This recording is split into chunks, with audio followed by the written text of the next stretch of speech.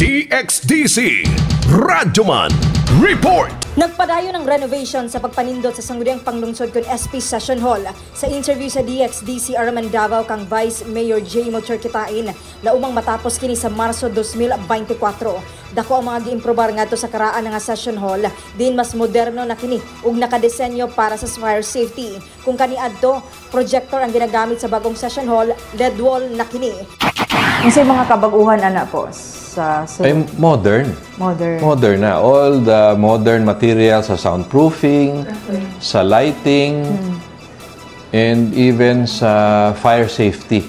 Nagbutang na ta og mga sprinklers. So safe kayo ang technology involved pod kanang bag-o na because it's 2024 na eh. So we must be updated din sa atong facilities. Upgrade sa atong facilities. Ug naatay LED wall. Modern na LED wall. Dili na itong projector type. Medyo blurred magud to mo tan-aw ka dili na gwapo. So LED wall na ang atong gamiton. Kantidad sa 10 million pesos ngadto sa 11 million pesos ang renovation sa SP Session Hall, samtang 5 million pesos sa Councilor Lounge. Kasama mo sa balita ug serbisyo publiko. Radyoman Amy Ganita, Tatak RMN. RMN News, Diretso Balitang Metro Davao.